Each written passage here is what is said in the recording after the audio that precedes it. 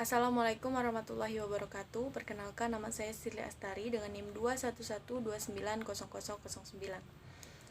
Di sini saya dari kelas 2A, Prodi Tadris Bahasa Indonesia, Fakultas Tarbiyah dan Tadris.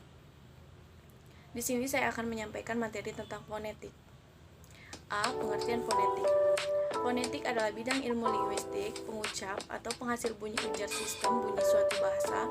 Menurut Kamus Linguistik, fonetik yaitu ilmu yang menyelidiki penghasil penyampaian dan penerima bunyi bahasa. Ilmu interdisipliner, linguistik dengan fisika, anatomi, dan psikologi. Sistem bunyi suatu bahasa, fonetik adalah cabang kajian linguistik yang meneliti bunyi-bunyi bahasa tanpa melihat apakah bunyi-bunyi itu dapat membedakan makna atau tidak. B. Jenis-jenis fonetik. Berdasarkan di mana beradanya bunyi bahasa itu sewaktu dikaji, fonetik dibedakan atas 3 macam, yaitu fonetik fisikologi atau fonetik artikulatoris, fonetik akustik, dan fonetik auditoris. 1. Fonetik fisiologis atau artikulatoris fisikologi adalah suatu bidang ilmu pengetahuan yang mengkaji tentang fungsi fisikologi manusia. Bagaimana manusia yang normal tentu mampu menghasilkan berbagai bunyi bahasa dengan menggerakkan atau memanfaatkan organ-organ tuturnya, misalnya lidah, bibir, dan gigi bawah yang digerakkan oleh rahang bawah.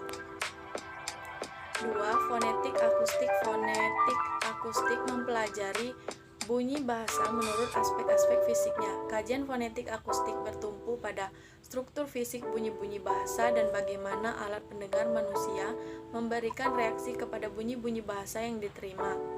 3. Fonetik auditoris. Fonetik auditoris adalah kajian terhadap respon sistem pendengar terhadap rangsang gelombang bunyi yang diterima. Fonetik auditoris mengarahkan kajiannya pada persoalan bagaimana manusia menentukan pilihan bunyi-bunyi yang diterima alat pendengarannya.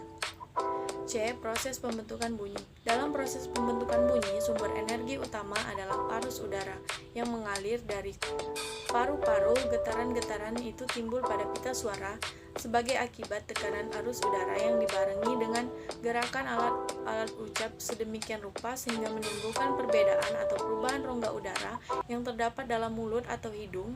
Dengan demikian, sarana utama yang berperan dalam proses pembentukan bunyi bahasa adalah arus udara, pita suara, alat ucap.